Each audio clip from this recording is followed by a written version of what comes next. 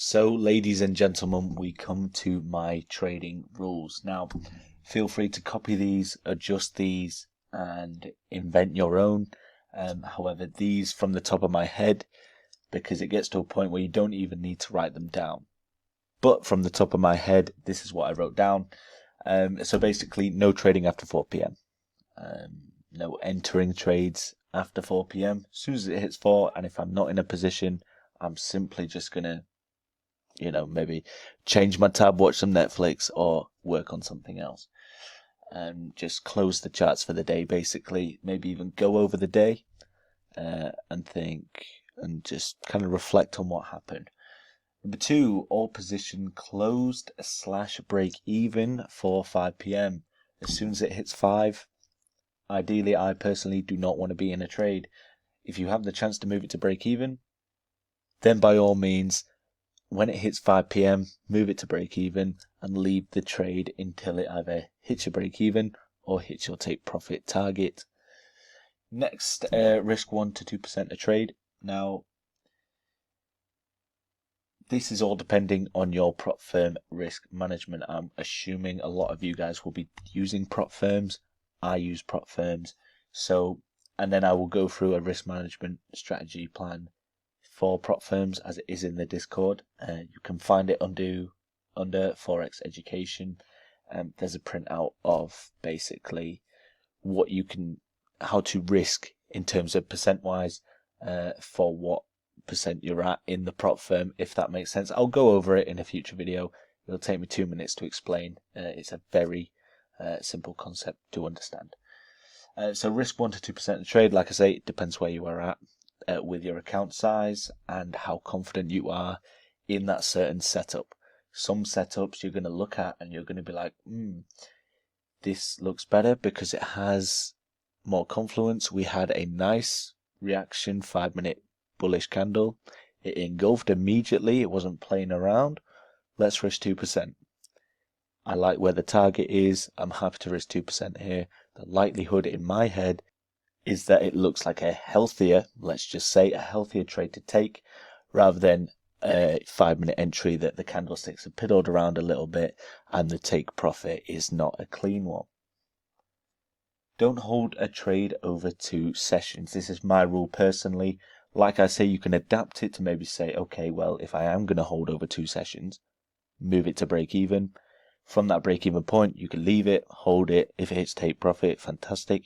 If it hits break even, no harm, no foul. But personally, I just like to be out of it.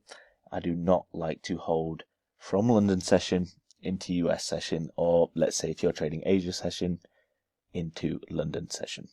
Nothing like that. And definitely not Asia into London into US. It's not the sort of trading we do. Swing traders obviously do that all the time. However, personally, that is not how I trade. Valid stop losses and structures and wicks. So I will do a video going over the stop losses and the wicks. In the videos I made already, it kind of covers that in terms of you put your stop loss a little bit above the wick or below the wick, depending on if you're going long or short, and then either above a structure point or below a structure point, depending whether you're going long or short again. So like I say, I've covered them a little bit, and to me, because obviously it's repetition, it's like common sense to me. However, I will do another video going over it just in case someone wants a bit more clarification, because that's what I would definitely want, especially when I'm starting out, is a bit more clarification, a bit more examples, just so that I can compare it to what I was doing. So I will definitely get on that. I've got it wrote down on my piece of paper in front of me. 1 to 2 trades a day. Now, normally it's only 1 trade a day, but if that trade goes to break even, and let's say that trade was on silver, now I go to gold, and because I've already closed out on silver, break even, and an opportunity presents itself on gold, I'm going to take that opportunity on gold, simply for the fact, well, if I've already gone break even and closed out, technically I've not lost any money, I've not made any money. So it's basically like starting the day fresh. So I would take that trade on gold, and no matter what that did, break even, win, lose, I would never take another trade after that, because I mean the likelihood of another opportunity coming up is rather slim. So basically, because of the lack of positions that give themselves each day, you're either going to get 1 or 2 opportunities a day anyway. There's going to be rare opportunities where you get 4 opportunities a day to get into a trade. Count how many times I said opportunities, Christ. No revenge trading. This is quite simple, really. If you lose, you've lost. Pack it up for the day. Review it. Is there anything you did wrong? If not, fantastic. Move on to the next day. Definitely don't say, right, I need to make this 2% back, because that is what the losers do. So there we go. No revenge trading, please, ladies and gentlemen. And stick to the trading plan. You've got a method here on how to trade London session, US session. Stick to it. Why would you then go searching for a higher take profit target when you're advised not to? Why would you move your stop when it was already at a valid place? As soon as you start to tweak these things, that's when stuff starts to go wrong. And then that's when you start blaming yourself. And we've all been through it, and I'm sure some people do still go through it, where you just catch yourself slipping a little bit. Instead of being disciplined, taking a loss, you want to move your stop loss a little bit further down to where it should be, and you lose more money than you should have. And it happens. So journal the losers as much as the winners. I have a notebook for it. If you simply just write down gold buy position, plus if you made 1%, you do plus 1%, or negative 2%, you lost 2%. Write the reasons, sort of, maybe not why, because there's not always a reason why you'd lost. Let's say you could follow your plan perfectly and you could still lose, so you could just write down, followed plan perfectly, unfortunately it just wasn't in my favor. However, you're going to get some days where you can, I moved my stop loss. Plan followed, but I moved my stop loss. So technically the plan wasn't followed, but you can identify the mistakes you're making, and it will help you work on yourself. If you can go over your losing trades as much as your winning trades, if you say, what did you do to win? When you're catching these losers, 5 losers in a row, you can look back at the winners and have a look at, what was I doing there that I'm not doing here? Sometimes it's going to be nothing, but sometimes as well, you can find that there's something that actually you were doing when you were winning, and it's a good job you wrote it down, because never rely on your memory, unless you have a photographic memory, but never rely on your memory. Always write it down. So write down reasons for winning, and when you're having these losing streaks, you can come back and you can say, right, I'm no longer doing this, and I was doing that when I was winning. And you'll be surprised how much it can sort of turn itself around. Respect red folder news. It's something I haven't covered yet, and it's something I'm going to cover.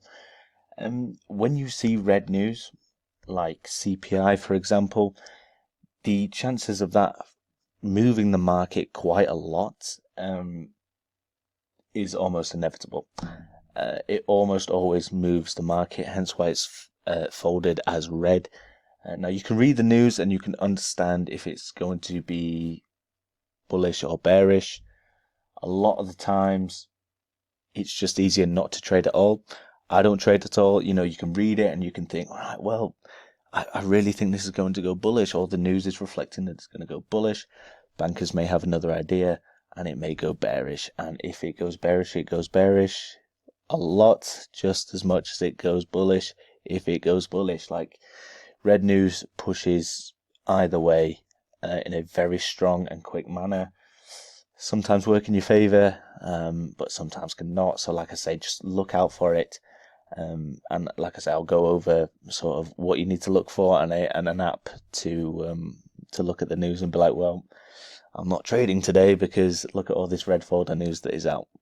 So if you can be disciplined in that and take yourself away from the charts for a day simply because you've seen a red folder in the news that is going to be released at a time that you would be trading, then it's a step forward. It is 100% step forward to reaching that profitability that everyone is so desperate to reach. Stick to the strategy rules. Covered it before, really. You know, sort of, well, I'll make another video on targets and stop losses, but you'll know where to target, you know where to put your stop losses, you know not to be greedy and take more than you need. You know, let's say US 30, for example, you know to target the top of the previous US session if we're opened in the bottom. You would then never, ever move your take profit above the previous US zone. I mean, you saw from the example how it reacted anyway. So you'd never go past that. You'd never push the limits of the strategy just because you're too greedy. You'd never do that. Go over the trading day. What can you work on? This relates back to your journaling. You journal back and you actually have a physical look at the chart and you think, what was I looking at? Was it right? Did I mark out what my mentor marked out, whoever your mentor may be? You know, maybe it might not be me, whoever. Did I mark out what they marked out? Does it look right? Is there anything I can work on? Did my zones need to be tighter? Did I maybe miss a zone, or should I have noticed this entry, or stuff like that? And you can go back and you can journal that, and you can get to a point where you realize exactly what you've done wrong. You've wrote it down, and so when you come to the charts next, you quickly glance at your journal, whether that's on Excel or whether it's a physical notebook. I prefer a physical notebook myself.